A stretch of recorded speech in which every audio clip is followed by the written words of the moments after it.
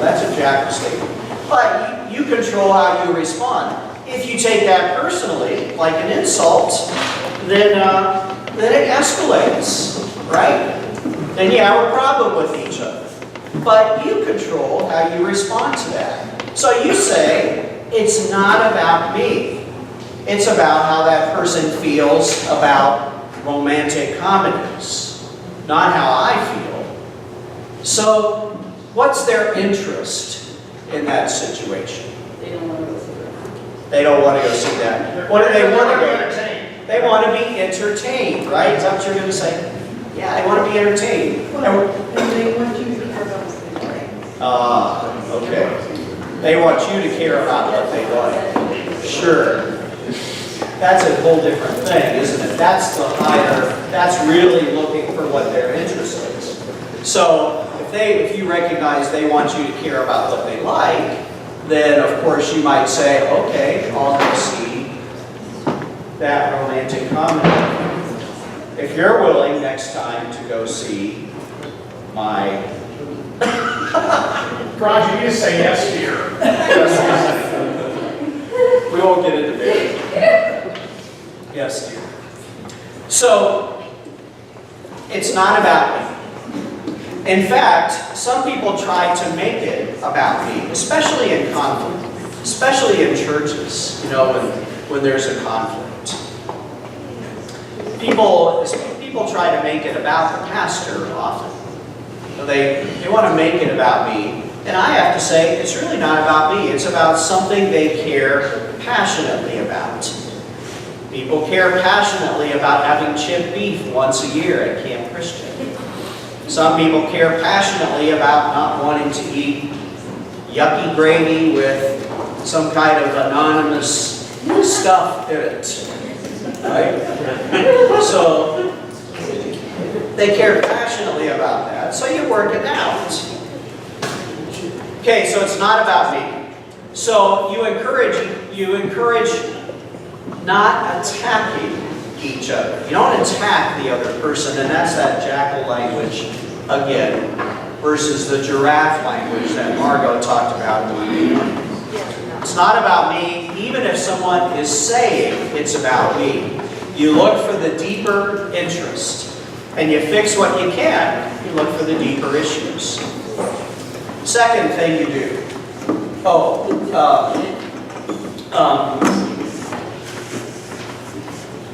Don't take it personally. Anybody? I was gonna figure that I out. thought you were lost. PTIP. Don't take it personally. That's what that means. Ask Jim guy. Job, Jim. Second thing you do is you listen. In order to figure out what the real issue is, you have to listen to the other person. Yeah, John, are you interested in listening to why somebody thinks Indians should keep cheap law? Not particularly. To be honest. Way to ruin it. Yes, I'm very interested.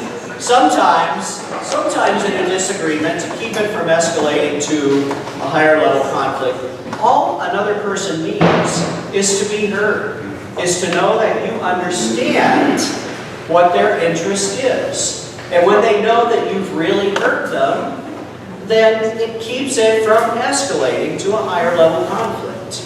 So that listening is so important. It's one of those essential skills that's greatly underrated in relationships. Third, you decide that preserving your relationship with the other person is what's important. That has to be part of keeping the conflict from escalating. I can see John smiling. You don't want to have a relationship with people that like Chief Wah, right? I'm okay. So everybody who likes chipped beef and doesn't, you decide we're going to preserve our relationship. We're not going to let this escalate in something that's going to damage our relationship with each other. And then finally, conflict management style tendency. there's a lot of information on the paper here. I'm not going to really go through it.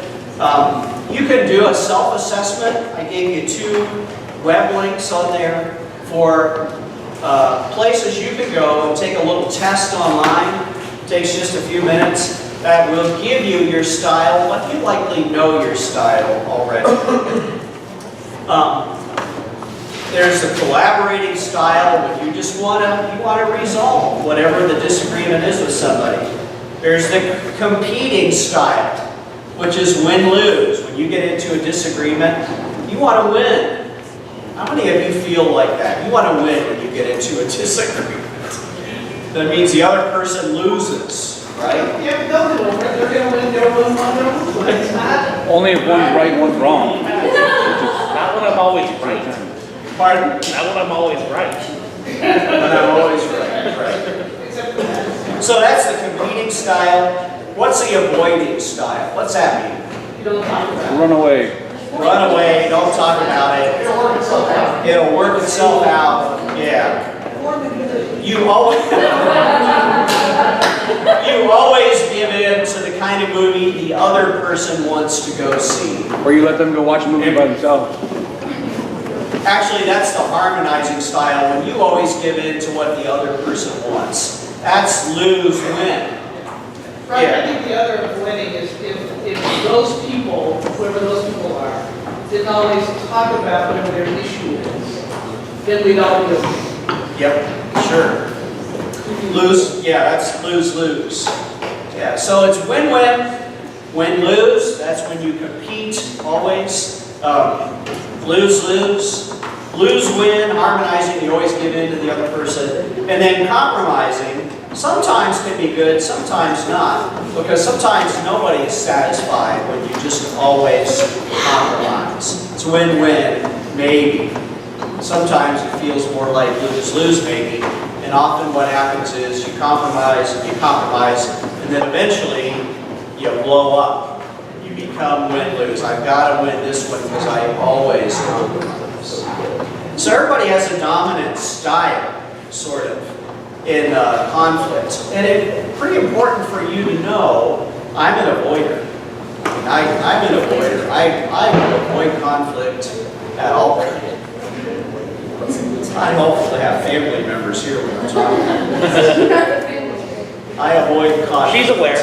Yeah, I'm an avoider. I assure you. Okay, so find your other page, the buff-colored or blue page.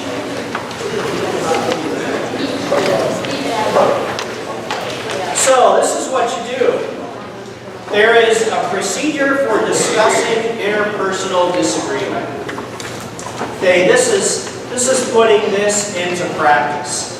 And probably I should give you a disclaimer. Most of you are employees and not bosses, right? At this point in your life. A couple of you are bosses. You probably shouldn't pull this out with your boss when you're told to do something next Monday morning and say, can we discuss that? Can we use this procedure for interpersonal disagreement? It's probably not going to work with the boss. Smart bosses will follow this procedure. Chrissy's a smart boss, right? I know, that's Cara. So, you just look at this real quick. List something you disagree that has to be clarified. You review this procedure. Person A begins by stating his views or her views in a brief statement.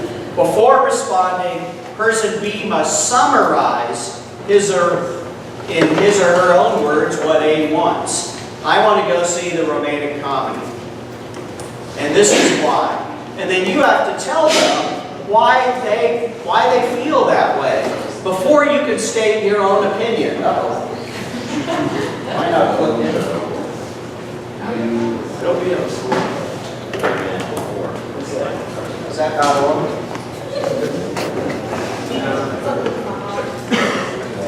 Maintenance. Maintenance. Maintenance.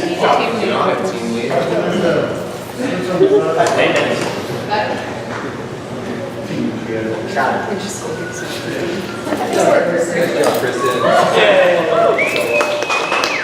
Good job, John. So, when you have a disagreement, before you can state your position, hear that? You have to figure out what the real interest of the other person is. You got to look for that, and you have to say it back in your own words. If you're having a disagreement, you try to follow this process, it is cumbersome. It's hard work, like Margo said before. This is hard work. But if you want to keep your disagreement from escalating, you have to understand the other person. The other person has to understand you. So after you've said what the other person thinks, the other person has to say what you think. And two things are going to happen when I have a disagreement with my wife, and I say, so what you're saying is, you don't want to go to a movie at all tonight. And she's either going to say, yeah, that's what I think, or no, you screwed it up, you weren't listening to me at all, which happens relatively often in my relationship. So then, I can either be stubborn, or I can avoid the conflict, or I can try again to really understand what my wife is saying. So, if you're willing to work that out, it keeps it from escalating. So you both state the other person's views. And then, what do you agree on? We both want to be entertained tonight. We both want to have a good, healthy meal at Camp Christian. You know, the 4-chip beef against you. And then, you look for the main concern or interest. What really is the interest? You know, you understand what the other person's interest is. You wait until the other person understands your interest. And then you brainstorm, you search for ways to meet both of those interests. And then, you put the ideas together in a solution. It sounds so simple, doesn't it? Have any of you ever actually tried to resolve a disagreement with someone following a process like that? If you're very intentional, it will work every time. And I guess I should say too, there has to be rational thought. There you go. From both groups. And I almost said both sides. If it's both sides, then it's already escalated to a level 3 conflict where people are taking sides. I want to wait. I wanted to not even get to that. So that's a process. You're going to practice that in a couple minutes. Turn your paper over to the back side. Useful collaborative skills. These are communication techniques, and again, it's reframing what Margo talked about on Monday morning in many ways. For instance, number 4, well, paraphrasing I just told you about. Number 4, agree where you can. You have to be able to agree with somebody where you can agree. If you're a competer always, it's going to be really hard for you to agree with the other person with whom you're having a disagreement. You have to be able to agree, and they have to be able to agree. Focus on interest, ignore positions. My position is, I don't like romantic comedies. What's the interest below that position, underneath that position? I want you to like what I like. I want you to honor what I like, as Margo said. You know, what's the interest? It's hard work to discern that sometimes. If you're willing to do that work, you will always, not always, but most of the time, keep a disagreement from escalating to a conflict. Using I statements. What are I statements? I want or I need. What? I want or I need. I want or I need. Or I feel like. Yeah, it's not you statements, right? Someone give me an example of a you statement in a conflict, disagreement. You're an idiot. You're an idiot. You make me so mad. You make me so mad. You never do it. Never do what I want to do. Everyone thinks this way. That's the generalizing statement. Yeah. It's your fault. Everyone wants to have chip beef. No one wants to have chip beef. See? You are selfish, yeah. Instead, you say, I don't like chip beef. That's an I statement. I feel like you're not listening to me. See, that almost borders on a you statement because you're going to the you already. It is manipulative. So I statements. I'm feeling right. Really. You identify what you are feeling. That's really important. And the person with whom you have a disagreement may not know about I statements. You may have to help them identify their own I statements. You may have to ask them, what are they feeling? See, then you can help to keep that disagreement from escalating by doing that. So, turn concerns into requests or proposals. Number 10, this is a good one. My concern would be taken care of. The fact that I don't like chip beef would be taken care of if we had a decent alternative on that. What's the alternative? There's always salad or peanut butter. Just more work for the kitchen staff. Thanks, Josh.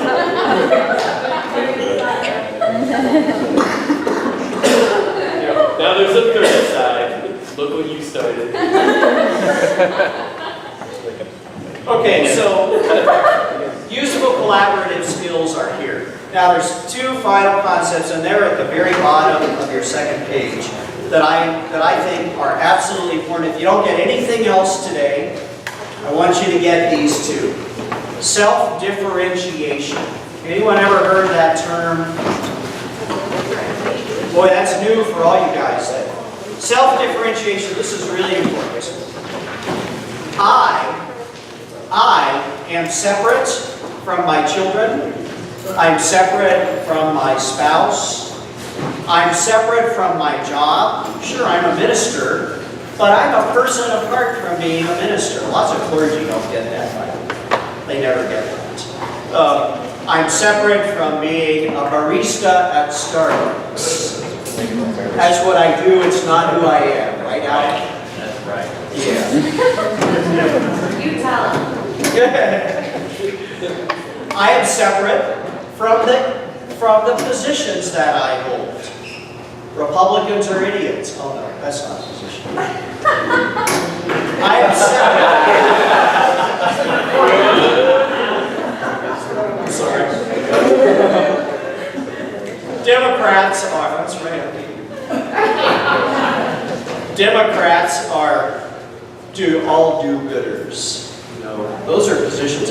I'm separate, and I can have a relationship with you even if you hold that position, because you are a person that is separate from that position. That's what self-differentiation is. A well-differentiated person has put some distance between, at your age, well, at my age too, between myself and my parents, between myself and my job, between myself and the positions that I hold. Another great example, my church had a significant disagreement a few years ago about whether the American flag should be in our sanctuary or not. People had strong feelings about that. They held positions, and some people were ready to fight. And I kept saying to them over and over, our goal here in this discussion is to maintain our relationship with each other and to value each other as persons, whether we hold a position that the American flag should be or shouldn't be in our sanctuary. Let's maintain that relationship, and let's distinguish between the individual and that position and look for the interests underneath it. So that's self-differentiation.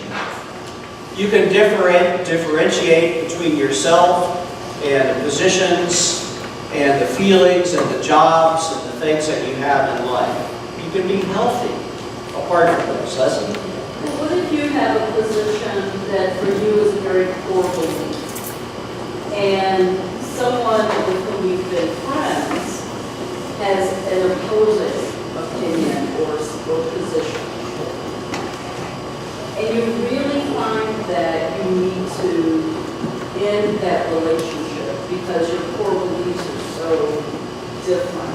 How would you talk about that in terms of this?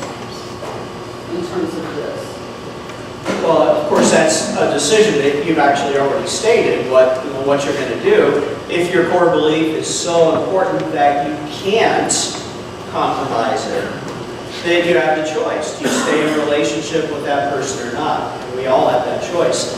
The challenge is actually the opposite, is people with whom we have to stay in a relationship that have those differences. That's where this process comes in. If you work for someone who holds a very different core belief than you either stay in that job and agree to disagree, or you go somewhere else, right? It can still keep from escalating to higher level conflict, as long as you're aware of that. Yeah, and let's back up. Where's Congress and the levels of conflict these days? Where's our government? In the crapper. Lose. Lose. What level? Level 2, 3, 4? 4 or 5. Like 5 a lot of the time. 4. What is the House of Representatives doing to the president right now? Litigation. They've skipped negotiation, mediation, arbitration. They've gone all the way to litigation. They filed a law. The Speaker of the House has filed a lawsuit against the president. So they've gone. It's higher level conflict. In fact, the reason Congress is so dysfunctional now is that they've decided even not to be in a relationship with each other, though they're in the same place. Their positions are intractable. Yeah, we've forgotten in this country that politics is the art of compromise in order to get anything done. I have some pretty significant positions about who's responsible for that. We'll discuss later today. Okay, so separating facts from emotions. That's self-differentiation as well. And here's the other one. Non-anxious presence. You can choose to be in any disagreement a non-anxious present. It's the opposite of being uptight. It doesn't mean disengaging, but it means staying engaged without taking it personally, without reacting to statements, which is what we all typically do, right? When we have disagreements with people, we react, we say things before we think. Calm in the face of a storm. Not tense and upset, but calm and in control. Separating a not anxious person always separates the person from the positions that that person holds. So in any conflict, if you have a conflict, if two of your friends have a conflict with each other, you can choose to be the non-anxious presence and work this procedure with them. So that's where we are. For chip beef against chip beef. I'll be the non-anxious presence. Take a deep breath and say, let's work this out. Let's look for each other's interests. Let's find a way to meet those interests while still maintaining a relationship. That's what mediation is. And we all can do that in our lives. So, let's go to group and, oh wait, one more picture.